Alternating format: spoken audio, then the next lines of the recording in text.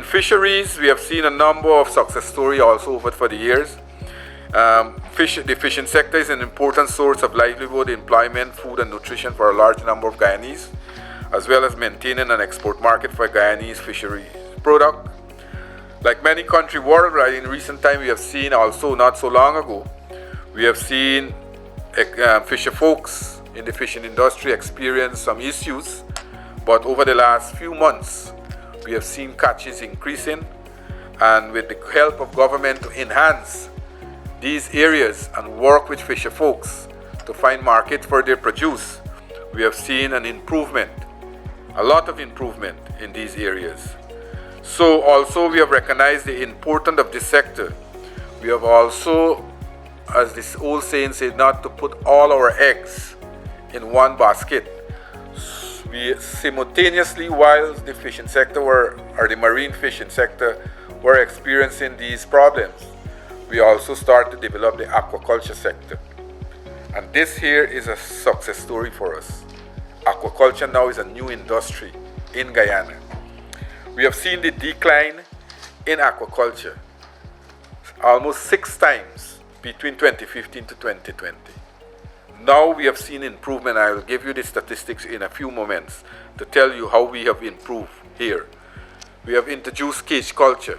When the president talked about cage culture, when he mentioned it, many persons were laughing at him, saying that those things are for places like Vietnam, Thailand and so. Well, we have introduced it in Guyana, and it has become a very, very successful venture. We had started the pilot project in Mashabo, Mainstay and Lake Kapoi. We had 8 cages in those areas. Now those cages are giving substantial help to people in those areas. Supplement the income. One cage is earning approximately $8 million annually.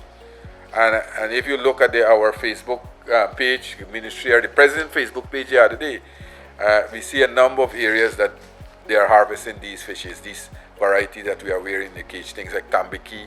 We are doing a new variety of those. So, as I said, that we have seen massive transformation in the aquaculture industry. In the brackish water shrimp industry last year, we have seen an income of $1.8 billion in rural economy, especially in places like Region 6.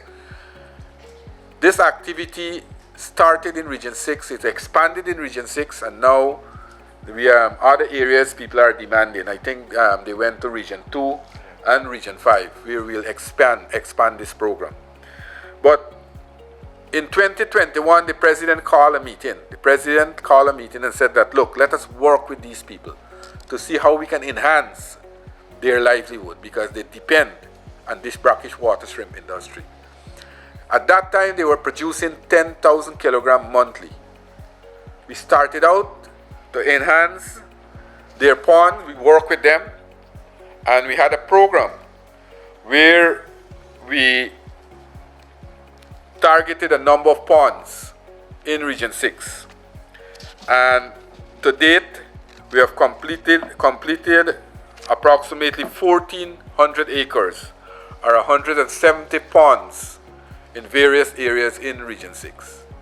And we were able to increase production of brackish water shrimp from 92,782 kilograms in 2021 to 1.28 million in 2024 kilograms. So in 2021, we increased from 92,782 that we started out with.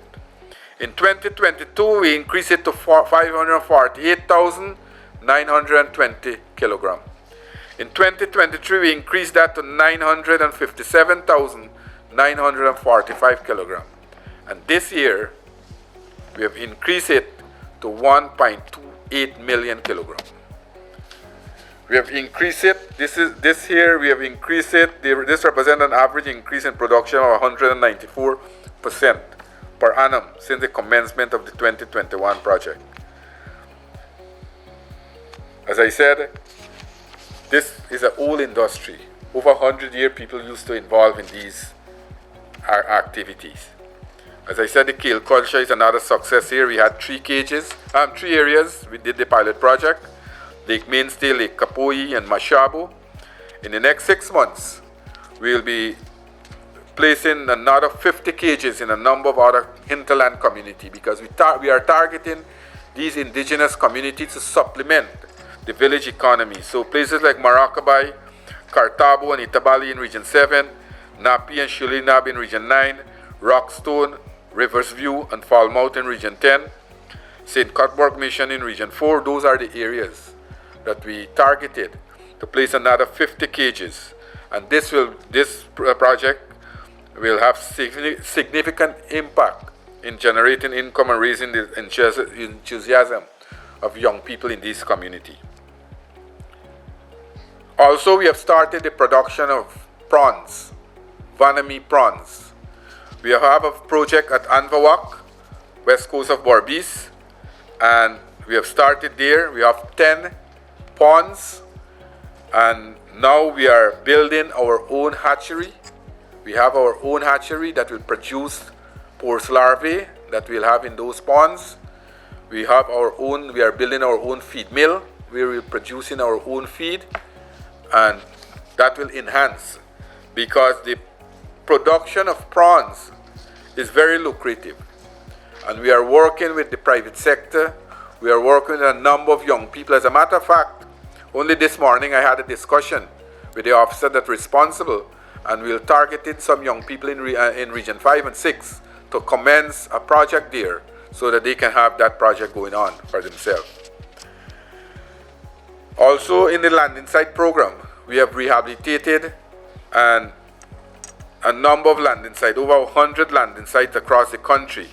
We have improved the facilities there with washroom. We have built sheds. We have built wharf. We have put in solar lighting. We have built ramp in our office building.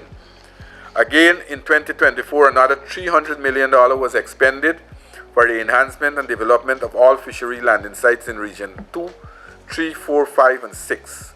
Right here in Georgetown at the Meadowbank Wharf, we are now spending approximately $200 million. NDIA, they are executing some work there. We are doing a brand new wharf at Meadowbank. We are doing sheds there so the fisher folks can have proper facilities. We are doing a tarmac.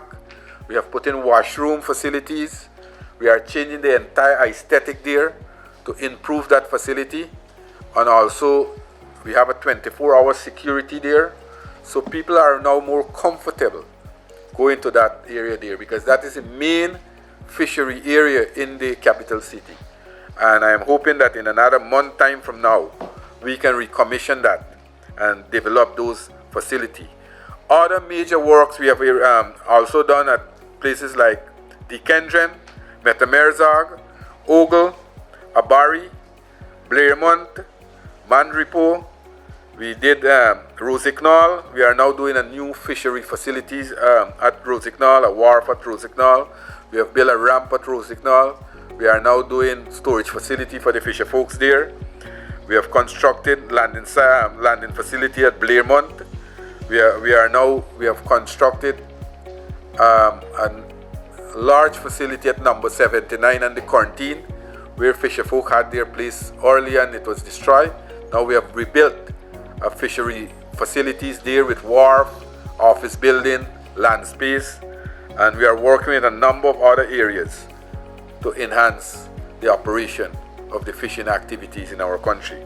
We are purchasing these remote monitoring devices, and we are giving to fisher folks to put on their vessels so that we can track them. And we have seen a reduction of piracy over the last 4 years. Because of these devices we have placed and give to these fisher folks, we can always track their vessel, which part of the ocean they are fishing in with. We have also had a number of outreaches and with fisher folks across the country. So generally, we have been working very closely with both the marine industry and also the aquaculture. Now the aquaculture industry is becoming an industry for us in Guyana, where a large number of people are employed.